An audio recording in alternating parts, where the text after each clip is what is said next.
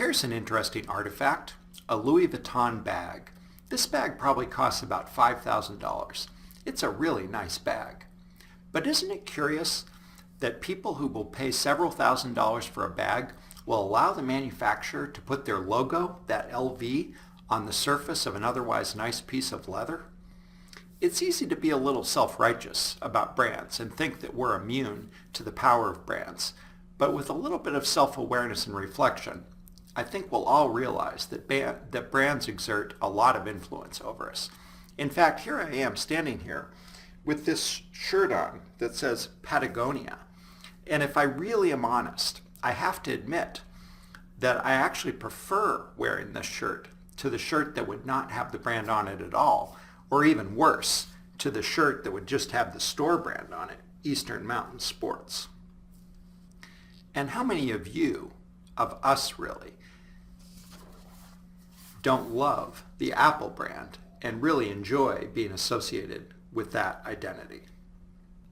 This is a course on design. It's not a course on marketing or brands. So why is it that we're now talking about brands? There are two main reasons. First, brands are integrally connected to artifacts. In fact, there are very few artifacts for which the brand is not an important characteristic.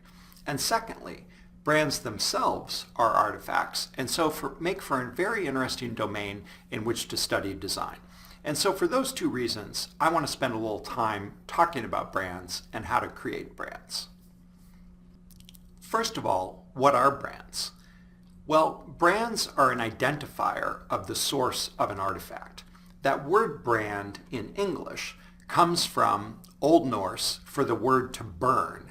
And in fact, in English, the word brand goes back to the use of a burned symbol on the hide of cattle that allowed one rancher to identify his animals from those of another.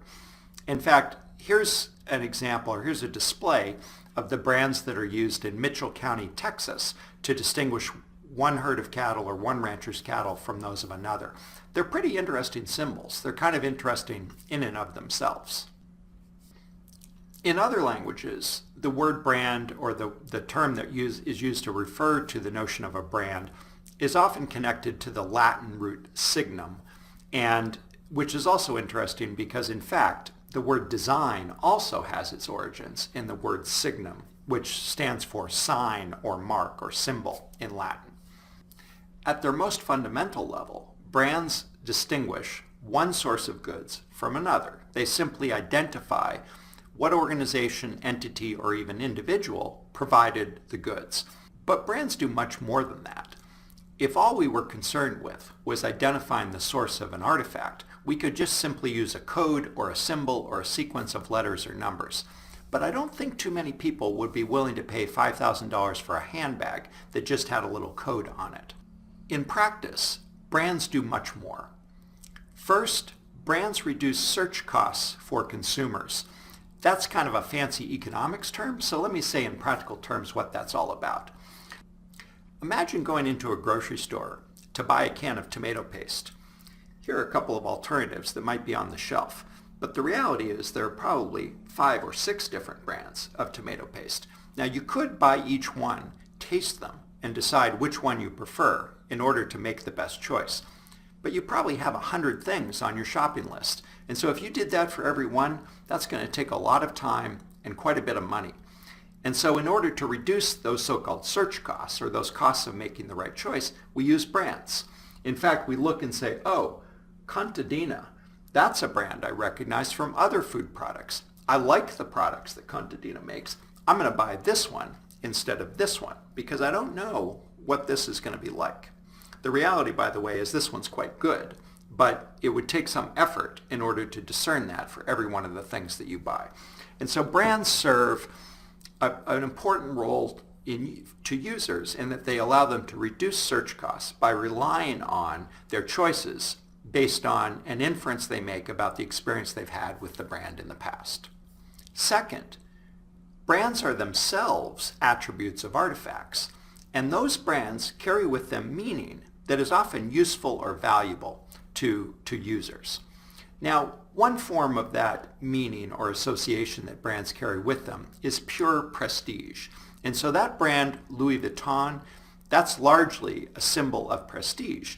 And so someone who values being able to signal to the world that they are wealthy can simply buy that Louis Vuitton bag and can reliably signal to others that in fact he or she is wealthy. And so to that extent, to the extent that it's valuable or useful to that user to signal that association or to signal that attribute to other people, the brand can serve to do that.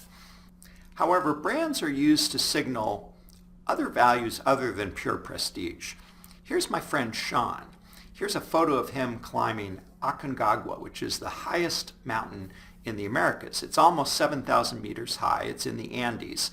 Sean's a serious mountaineer, and here he is wearing his Patagonia fleece, his Patagonia shirt, just like mine.